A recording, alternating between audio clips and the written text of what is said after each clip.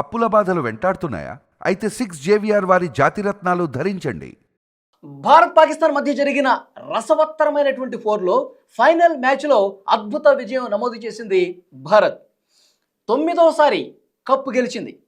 అయితే నిన్న మ్యాచ్ గెలిచిన సందర్భంగా కొన్ని ఇంట్రెస్టింగ్ సీన్లు కనిపించాయి. మైదానంలో నిన్న ఆట జరుగుతున్నంతసేపు భారత అభిమానులు చాలా ఉత్సాహంగా కనిపించారు.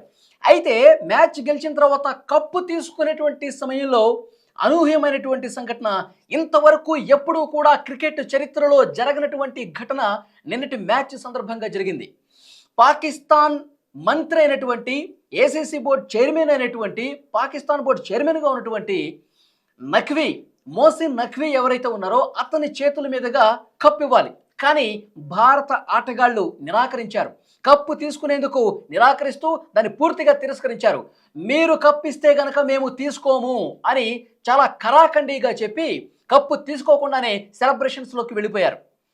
ఎంత భావోద్వేగానికి ఈ విషయం గురి చేసిందంటే, మొదటి మ్యాచ్ సందర్భంగా పాకిస్తాన్ ఆటగాళ్ళకి మనం షేక్ హ్యాండ్ ఇవ్వలేదు. పాకిస్తాన్తో మొదటి మ్యాచ్ జరిగినప్పుడే కెప్టెన్ సూర్యకుమార్ యాదవ్ చాలా స్పష్టంగా చెప్పాడు, ఈ మ్యాచ్ గెలుపుని మేము పెహల్గాం ఉగ్రదాడి బాధిత కుటుంబాలకు అంకితమిస్తున్నాం, మన సైన్యానికి అంకితమిస్తున్నామని చెప్పాం. కానీ ఈ ప్రకటన ఏదైతే సూర్యకుమార్ యాదవ్ చేశాడో, పాకిస్తాన్ ప్లేయర్స్ ఐసీసీకి కంప్లైంట్ చేసినటువంటి పరిస్థితి ఉంది.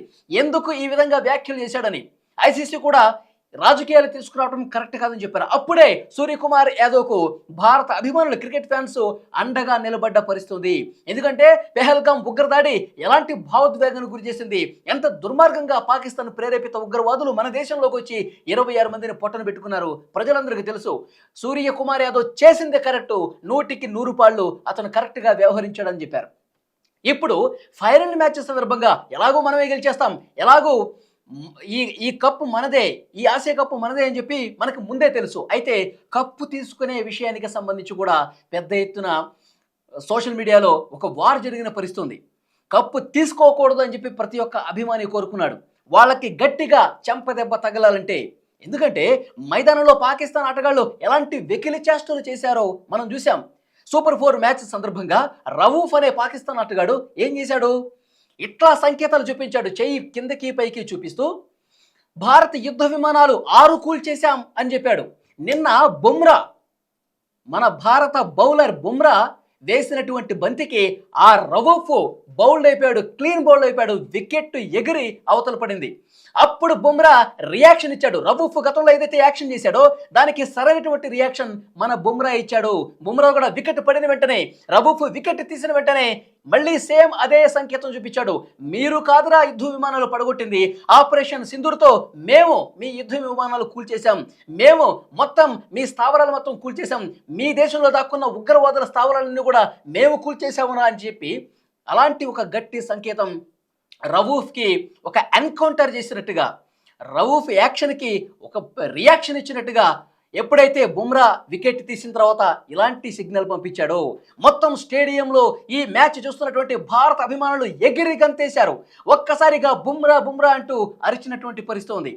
ఇది కదా, ఇలా ఉండాలి. అంతేగాని అవాస్తవాలు మైదానంలో చూపిస్తూ అసలు క్రికెట్ మీద దృష్టి పెట్టకుండా పాకిస్తాన్ క్రికెటర్స్ ప్రతి మ్యాచ్లో కూడా, మనతో ఆడినటువంటి 3 మ్యాచ్ల్లో కూడా మనల్ని రెచ్చగొట్టే ప్రయత్నం చేశారు. ప్రతి ఒక్క యాక్షన్లో కూడా వాళ్ళు మన ఆటని మరల్చేందుకు, మన ఏకాగ్రత దెబ్బతీసేందుకు ఇలాంటి విన్యాసాలు చేసినటువంటి పరిస్థితి ఉంది. కానీ మనం నిగ్రహంతో ఉన్నాం, ఆట మీదే దృష్టి పెట్టాం. కానీ వీళ్ళు పోకడలు ఎక్కువైపోయేసరికి మనం గట్టిగా బదులిచ్చినటువంటి పరిస్థితి ఉంది. క్రికెట్ చరిత్రలో ఎప్పుడు కూడా, క్రికెట్ స్టార్ట్ అయిన దగ్గర నుంచి ఇప్పటి వరకు ఏ టెస్ట్ సిరీస్ కావచ్చు, వన్డే కావచ్చు, T20 కావచ్చు, ఏ సిరీస్లో అయినా సరే గెలిచిన జట్టు కప్పు తీసుకోకుండా లేదు.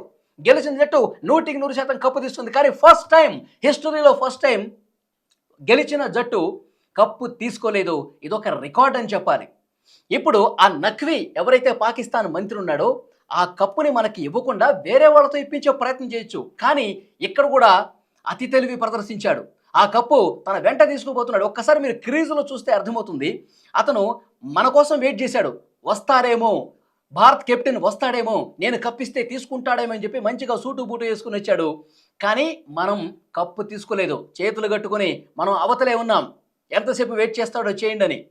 ఇక నిరీక్షణకి తెరపడి ఇక వెయిట్ చేయలేక అక్కడ ఉన్న వాళ్ళకి ప్రజెంటర్కి చెప్పేసి నేను వెళ్ళిపోతున్నానంటూ ఏ విధంగా వెనుదిరిగి వెళ్ళిపోతున్నాడో ఇక్కడ చూడండి. కానీ వేరే వాళ్ళతో ఇప్పించవచ్చు కదా, పాకిస్తాన్కి సంబంధం లేనటువంటి వ్యక్తులు కూడా ఉంటారు కదా, వాళ్ళ చేత కప్పు ఇప్పించవచ్చు కదా, అలా చేయలేదు. మన బీసీసీఐ ప్రెసిడెంట్ సైకియా కూడా ఒక కీలకమైనటువంటి అనౌన్స్మెంట్ చేశాడు. ఎంత బలుపు కాకపోతే వాళ్ళు కప్పుని మనకి ఎందుకు ఇవ్వలేదు, వేరే వాళ్ళ చేత ఎందుకు ఇప్పించలేదు, భారత్కి ఎట్టి పరిస్థితుల్లో ఆ కప్పు తీసుకురావాల్సిందే, భారత్కి ఆ కప్పుని తిరిగి పంపించాల్సిందే, నీ హోటల్కో నీ రూమ్కో తీసుకుపోవటం కాదు, ఆ కప్పు భారత్కి చేరాల్సిందే అంటూ గట్టి కౌంటర్ ఇచ్చిన పరిస్థితుంది. చాలా ఉద్వేగాల మధ్య, ఉద్రిక్తతల మధ్య మ్యాచ్ రసవత్తరంగా జరిగింది. చివరి బంతి వరకు టెన్షన్గా జరిగినట్టు మ్యాచ్లో భారత్ ఒక అద్భుతమైన విజయం సాధించింది. ఇక్కడ మరొక కీలకమైన విషయం, ఒకవైపు భారత్ వికెట్లు పడుతున్న టైంలో మన తెలుగోడు సత్తా చాటాడు. తిలక్ వర్మ 69 పరుగులు తీశాడు. 6+9 15 అంటే పాకిస్తాన్లో ఉన్నటువంటి ఉగ్రవాద శిబిరాలను 15, ఆ 15ని ఆపరేషన్ సింధూర్తో మనం ఏ విధంగా కూల్ చేసాం కూడా చాలా స్పష్టంగా అర్థమవుతుంది. ఆ 69 సంకేతం దానికే అని ఇప్పుడు ఫ్యాన్స్ అంతా కూడా మాట్లాడుకున్న పరిస్థితుంది. ఇక్కడ ప్రధానమంత్రి నరేంద్ర మోదీ కూడా ఎప్పుడైతే విజయం సాధించామో, ఎప్పుడైతే ఆ ట్రోఫీని మనం తిరస్కరించామో ఒక ట్వీట్ చేశారు నరేంద్ర మోదీ గారు. ఆపరేషన్ సింధూర్ నాకు కనిపించిందన్నారు. భారత క్రికెటర్స్ను అభినందిస్తూ ఆపరేషన్ సింధూర్ అక్కడ బోర్డర్లోనే కాదు, ఇక్కడ మైదానంలో కూడా కనిపించింది.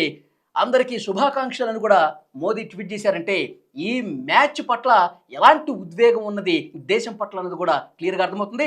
పాకిస్తానీలకు, పాకిస్తాన్లో క్రికెట్ ఆడే వాళ్లకు, పాకిస్తాన్ ప్లేయర్స్కు ఎంతటి గట్టిగా బుద్ధి చెప్పామన్నది కూడా మనకు అర్థమవుతోంది.